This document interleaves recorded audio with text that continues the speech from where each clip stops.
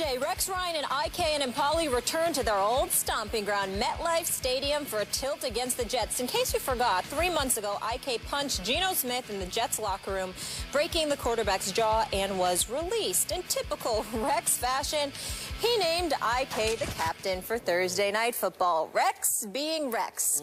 Gip, like, love, or hate the move? Ooh. Molly, Stephen A., I can't go all the way to love, but I must say, I do like it because it is so disrespectfully Rex. It is just so typical, and I don't think any other NFL coach would dare to call this much attention to what was such an ugly incident back 3 months ago. But this is Rex. He wants to rub the Jets' noses in it. He wants to wave this ugly incident right back in their face just before kickoff. And it's just how he coaches football and why a lot of players want to play for Rex Ryan. And I told you before the year, I really like this team. I picked them to be a wild card. You picked the Jets to be a wild card.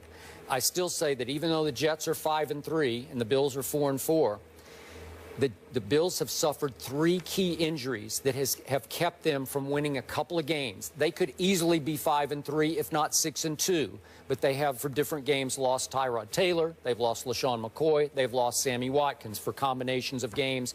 I thought they should have beaten your Giants up in Buffalo, but they didn't. And in that game, they didn't have LaShawn or Sammy Watkins. Right. I thought they should have beaten the Jacksonville Jaguars in London. They lost that game 34-31 without Tyrod or Sammy Watkins. You got to have your skill stars to win these games, as we've seen with the Dallas Cowboys. So in this case, I'm still hanging in with my prediction, and I like the fact that Rex is still throwing out his chest and being Rex Ryan. It is funny. It is humorous. It does grab headlines. It is so Rex, but it's also classless. I'll buy that. I would agree with you. And disrespectful. Simply because it was a violent act.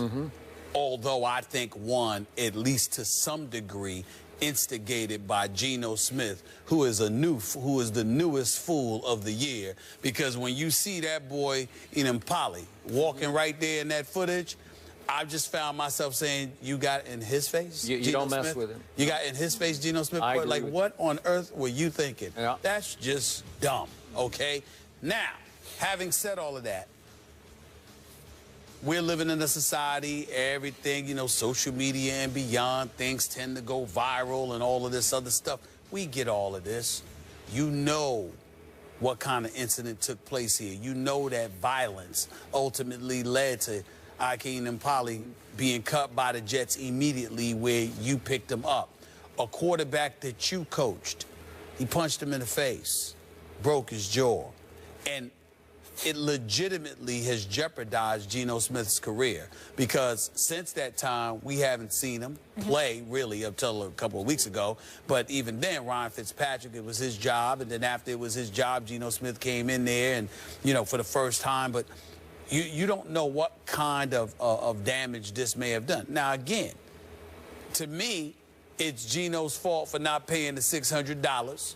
You know, and even though I'm not advocating violence, and I'm not saying in any way Enemkpali should have done what he did, if you know you owe the man the money, you're making over $1 million a year, give him his damn money, okay? Especially when you can honor a commitment you made to go to his summer camp where he was advertising you and you know, telling everybody you were going to be there. You know, if you make a commitment and you can't make it, do everything you can to make amends for it. He didn't do that. But Rex knows all of this, and it's just a bad look. As far as I'm concerned, he gets away with it because it's not as bad had it been somebody else.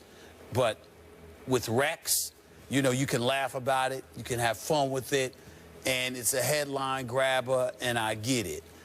But you just say to yourself, damn, Rex, you really got to go there? You really got to go there? All right, so here's the key question. To take Molly's question and turn it on the Bills locker room. Behind closed doors, do you think the Bills players like, love, or hate this move by Rex? You think they think it's classless? Are they embarrassed by it, or are they fired up by it?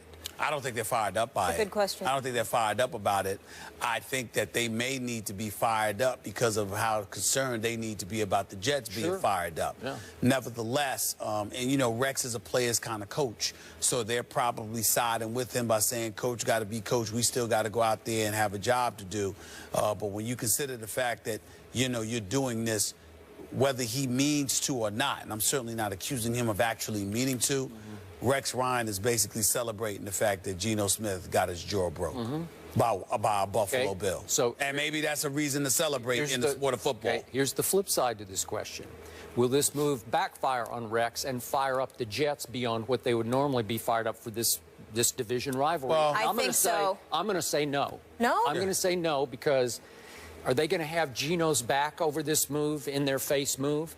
I don't think so, because you were the first to say you didn't think anybody really rushed to Geno's defense back in August, right? What I was told. Okay.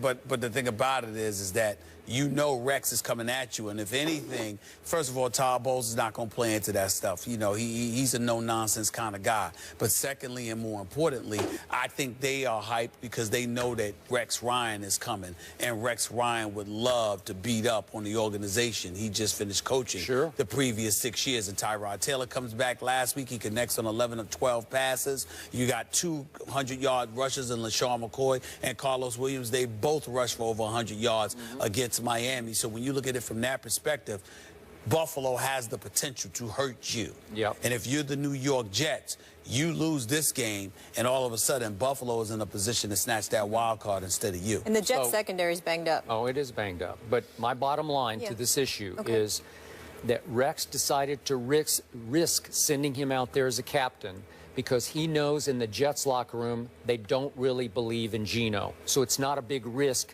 to start a bonfire in the Jets locker room of, we got our back of our young quarterback. I don't think they do.